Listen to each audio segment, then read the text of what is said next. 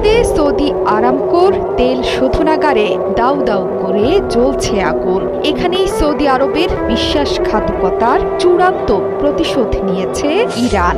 জ্বলে পুড়ে ছারখার হয়ে গেছে পুরো এলাকা। লোহিত সাগরের বন্দর শহর ইয়ানবুতে থাকা সামরেফ শোধনাগারেও বিমান হামলা চালিয়েছে তেহরান। রাতের আগুনের হলকা দেখে দিশাহারা অবস্থা সৌদি যুবরাজ মোহাম্মদ বিন সালমানের। দেশটির পক্ষ থেকে রিয়াদের বার্তা, এবার ইরানের সাথে যুদ্ধে জড়াবে সৌদি আরব। বুধবার রাত থেকে এখন পর্যন্ত সবচেয়ে বেশি হামলা হয়েছে সৌদি আরবে।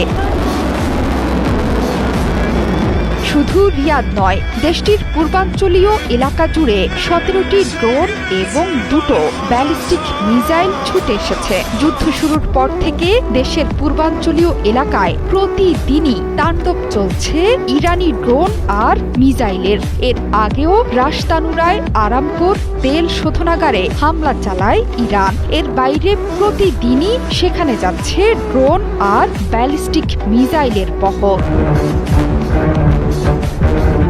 কাতারেও বড় আঘাত হেনেছে ইরানের ইসলামী বিপ্লবী গার্ড বাহিনী আইআরজিসি। ইরানের মিসাইল হামলায় ক্ষত বিক্ষত দেশটির সর্ববৃহৎ গ্যাস ক্ষেত্র। বৃহস্পতিবার ভোরে রাশ লাফান জ্বালানি কমপ্লেক্সে আঘাত হেনেছে ইরানি ড্রোন আর মিসাইলের বহর। এতে তুমুল ধ্বংসযজ্ঞের ঘটনা ঘটলেও হতাহতের খবর পাওয়া যায়নি। প্রতিরক্ষা মন্ত্রণালয় জানায়, ইরানের মিসাইলগুলো রাশ লাফান ইন্ডাস্ট্রিয়াল সিটিকে লক্ষ্য করে ছোড়া হয়েছে। এর মধ্যে আগুন নিয়ন্ত্রণে আনার খবর দিয়েছে কর্তৃপক্ষ। সৌদি আরব, কাতার ছাড়াও রাতভর উপসাগরীয় অঞ্চলগুলোতে ধ্বংসযজ্ঞ চালায় আইআরজিসি। এই যুদ্ধে সবচেয়ে বেশি হামলার শিকার হয়েছে সংযুক্ত আরব আমিরাত। দেশটি বলছে, বৃহস্পতিবারও দেশটিতে প্রবেশ করেছে ড্রোন আর শক্তিশালী মিসাইল। রাতভর 3টি সতর্কতা জারি করে নাগরিকদের নিরাপদ আশ্রয়ে যাওয়ার পরামর্শ দিয়েছে কর্তৃপক্ষ। একইভাবে হামলা হয়েছে কুয়েতের 2টো তেল শোধনাগারেও। বুধবার ইরানের অভ্যন্তরীণ জ্বালানি শক্তির সবচেয়ে বড় উৎস এবং বিশ্বের বৃহত্তম গ্যাস ক্ষেত্র সাউথ পার্স গ্যাস ফিল্ডে হামলার পর উপসাগরীয় অঞ্চলে যুক্তরাষ্ট্রের সাথে সংশ্লিষ্ট তেল ও গ্যাস শোধনাগারগুলোতে আঘাত হানার হুমকি দেয় আইআরজিসি। এরপরই তেল সমৃদ্ধ দেশগুলোর জ্বালানি ক্ষেত্রকে লক্ষ্যবস্তু করে ইরানের সামরিক বাহিনী।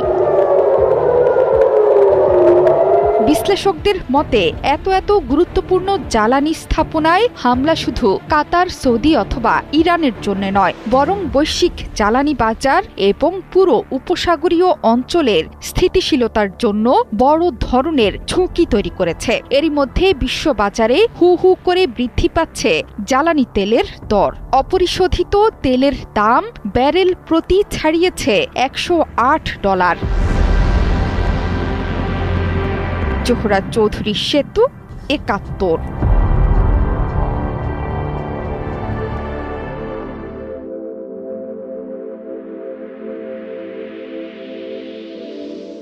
আসসালামু আলাইকুম রহমতুল্লাহ বরকাতুহু।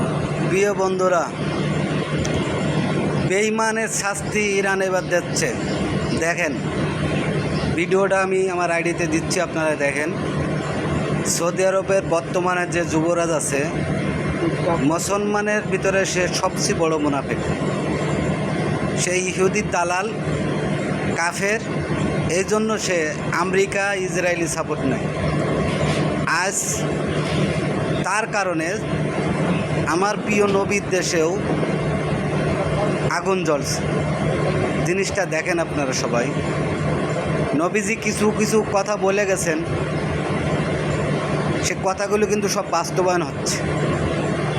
আরব দেশে কাফেরের বংশধর ক্ষমতা আসবে, সেটাও কিন্তু হয়েছে। বর্তমান যে আসছে সে কিন্তু কাফেরেরই বংশধর। এই জন্য আরব দেশের অবস্থা এখন এরকম। যে আরব কান্ট্রিতে কোনো দিন, সৌদি আরবে কখনো মন্দির, পতিতালা কোনো কিছু হয় নাই, সেই সৌদি আরবে এখন মন্দিরও হচ্ছে, পতিতালাও হচ্ছে। যে কারণে ওদের উপরে ধ্বংসটা অনিবার্য। ওরা মুসলমান হিসাবে ইরানের পাশে দাঁড়ায় নাই। এই যুদ্ধটা কিন্তু সৌদি আরব এবং কাতার, এই দুই কাফেরের বংশধর এরাই কিন্তু লাগাইছে। এই দুই দেশ ধ্বংস হলেই কে কী আনন্দ পাবেন জানি না, আমি সবচেয়ে বেশি আনন্দ পাব। কারণ এই কাফেরের বংশধরেরা ক্ষমতা যতদিন থাকবে এরা আমাদের মুসলমানের ভালো হতে দেবে না। ভিডিওটা ভালো লাগলে লাইক শেয়ার কমেন্ট করে যাবেন, আইডিটা সাপোর্ট দিয়ে পাশে থাকবেন। সবাই ভালো থাকেন। আল্লাহ হাফেজ। আসসালামু আলাইকুম।